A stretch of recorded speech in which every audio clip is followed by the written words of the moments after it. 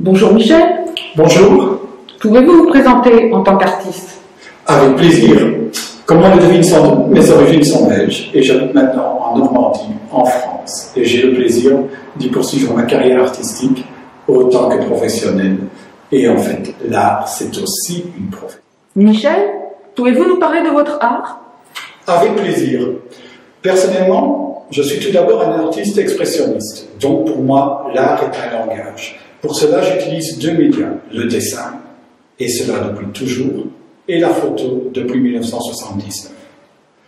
À ce titre, dans le dessin, ce que j'apprécie tout particulièrement, c'est la création qui existe dans toute œuvre.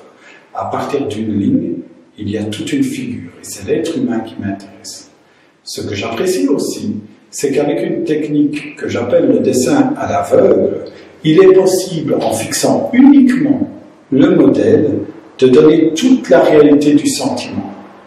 Et ce qui m'intéresse aussi tout particulièrement, c'est la rencontre de l'œuvre avec son public. Pourquoi? Parce qu'en tant qu'artiste, c'est un langage qui sort de nous-mêmes. Lorsque l'œuvre rencontre son public, il y a à ce moment-là une réaction. Et cette réaction varie d'individu à individu.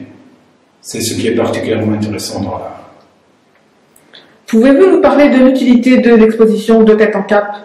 De tête en cap me paraît une exposition très intéressante parce qu'elle unit trois artistes. En ce qui me concerne, je remarque qu'il est possible de développer dans une exposition non seulement une présentation des œuvres, telle que par exemple l'exposer au travers d'un mur virtuel. Je dis virtuel parce que c'est un mur expressément fait pour cette exposition. Voilà ce qui me plaît particulièrement ici. Et ce que je dois dire avec cela, c'est qu'une exposition telle que celle-ci, présentée à Saint-Germain-du-Corbéis, a autant d'utilité qu'une exposition dans un palais des Beaux-Arts à Bruxelles ou autre part, parce que l'art, c'est un langage. Je vous invite maintenant à découvrir mon atelier.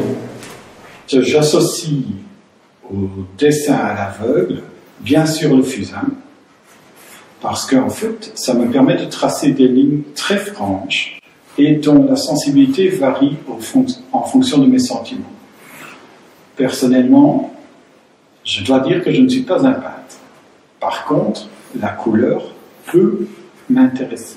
Et pour cela, j'utilise une technique au travers de l'eau et tout son mouvement, mais j'utilise aussi de l'écoline, de l'aquarelle, de l'encre de Chine, de la craie grasse, et tout cela dans ce que j'appellerais un dessin technique mixte.